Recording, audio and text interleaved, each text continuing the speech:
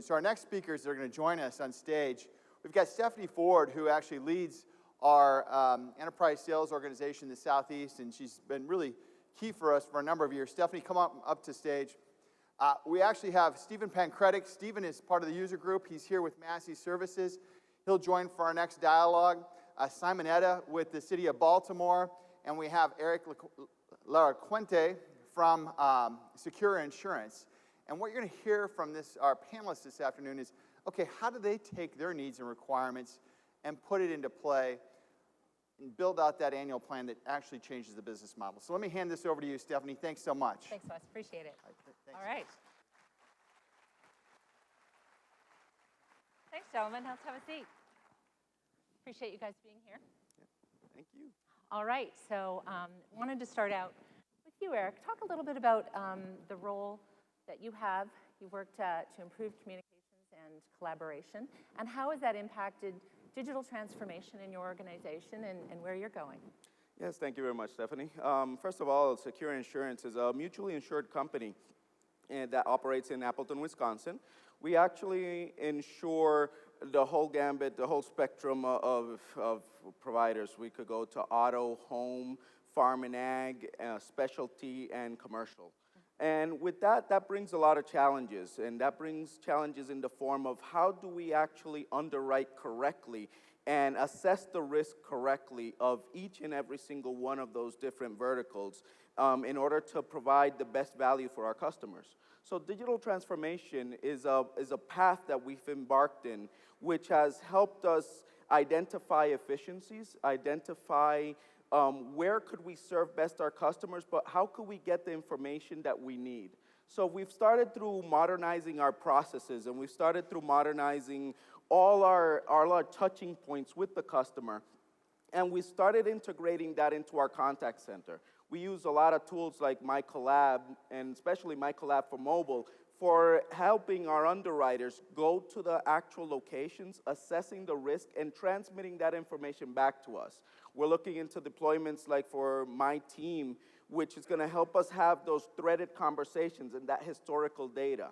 And all that bringing together, we're also looking in how to expand the reach into our customer bases with using technologies like chat, like email, SMS. So anybody that has a quick auto claim that needs help from us could actually just take a picture, send an SMS, and we could start a claim and engage our customers proactively instead of having to have them wait on a queue while they're in a disaster moment.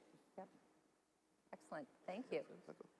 So, Stephen, we have, we're going to move the slide there for you. Okay. So Rich was talking a lot about the deskless worker, and I know you have a lot of experience in that space given what your organization does. So do you want to give us some insight there? Sure, thank you.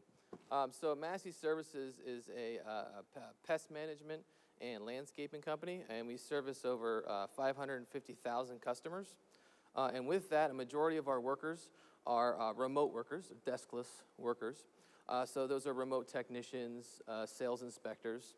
And just recently, we started to empower these users more than ever before by putting iPads in their hands. And using technologies such as Mitel's MyCollab, we're able to have them have better communication with our back-end staff. Mm-hmm. So in the past, if they came up with any kinds of issues and needed expert advice, they would have to have the experts, who are also known as our entomologists or bug doctors. Right. Right? So we actually have scientists like bug doctors, like, you know. Yeah. We had to have them get on the phone and then actually go on site to fix these problems. Well, now with MyCollab, they just open up a chat or open up a video call, easy breezy, right? So then we have Mitel My Team. We're also looking at using that to enhance collaboration between all different types of teams in our company, all to provide a quicker response time for our customers. All right. Well, thank you. I know when you really need a bug doctor, now we know who to call. Yeah, seriously. All right, thanks. So, Simon, from an initiative standpoint, a lot going on with the city of Baltimore. You guys are using communications and collaboration to communicate with, multiple groups. So how do you prioritize what is going to go up to your senior leadership team, and how do you bring all of that together? Thanks, Stephanie. First of all, the city of Baltimore is very unique. We are a large city government. Look at it this way. We have multiple departments: fire, police, public works, transportation, recreation, and parks. Each one of these departments has a unique mission and business process. For many years, we have been what I call a legacy shop, 19th century technology. So today, we're moving into digital transformation and collaboration. It's really key to whatever initiatives senior management is looking at. Two things come to mind in terms of collaboration. Mobile strategy is key to us. We have a large mobile workforce, all right? Secondly, the customer experience, contact centers. For many years, we had silos. Our contact centers couldn't talk to one another. Citizens could not reach us when they needed to reach us. We generate our revenues from taxes. And if our citizens can have good customer experience, then we're not in business, because the city has to run as a business. Yeah. So contact centers were very important. And with the recent transformation, we have really come a long way. And that has helped us with our collaboration. And we're seeing results. We're seeing positive results. I can talk on and on in terms of improved processes, cost reduction, you name it. So I think the initiatives have been very great, and senior leadership is impressed. So you guys all three have done phenomenal things within your organization. So I wanted to just take a moment as we wrap up, because in speaking earlier, you each have some words of wisdom that you can share, some highlights that you can impart upon our audience here. Eric. Yes. Digital transformation, as we've seen and we've been learning during this last week, is a journey. And learning where to start that journey and learning how to stay the path and stay the course with your organization is going to be important and key. Business maturity is going to be always in the background of the technologies we implement.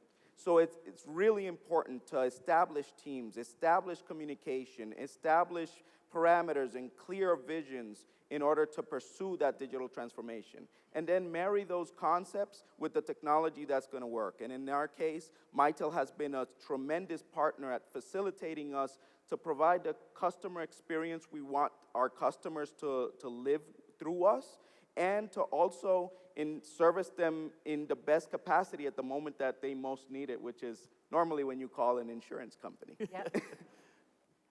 All right. Stephen, how about you?